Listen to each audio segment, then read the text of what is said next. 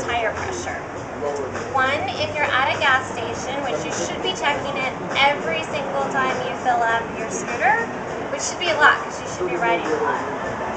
The exhaust pipe is hot, which seems like a no-brainer, but sometimes you can forget or be in a hurry, so just watch out for that one. And two, the most important when you're bending over to check your tire pressure, tuck that little shirt in because nobody really wants to see your ass crack.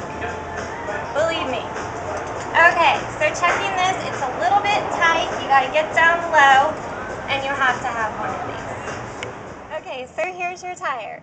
You want to stick your hand in and rotate it down to the bottom until you see the air pressure valve down here. So you want to screw off the little cap and don't lose it. Just set it on the ground nice and neat. You want to take your air pressure gauge and make sure it's set to 0.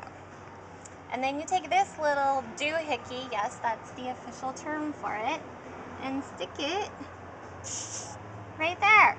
So my tire pressure is reading at about 24 pounds, which is not good at all. And I need to put probably about 10 pounds of pressure in it. Don't ever reference the tire for what air pressure you need. You should always look either in your manual or on your glove box store.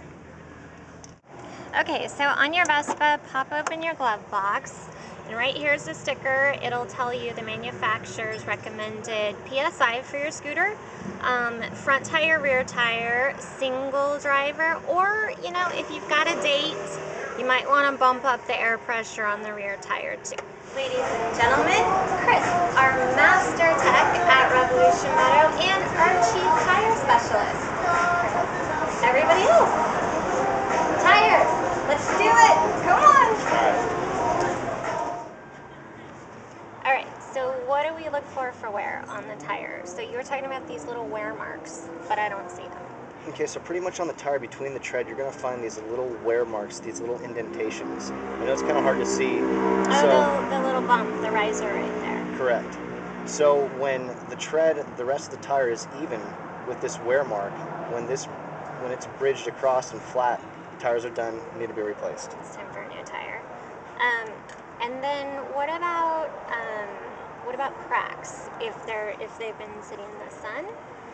So any type of cracking that's going to occur, it's going to happen between the tread or on the sidewall of the tire. Oh yeah, I've seen that. Any kind of cracking is bad. That's a sign that you need to replace your tire.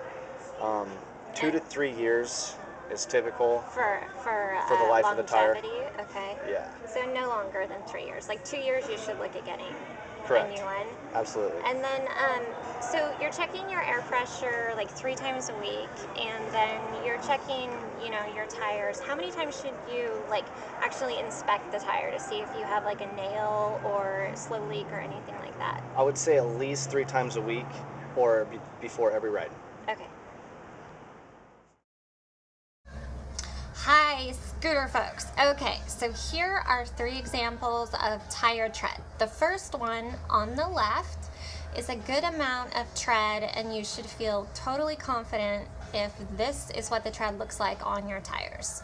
The one in the middle is marginal, and you should definitely inspect it more often and think about getting a new one installed on your bike.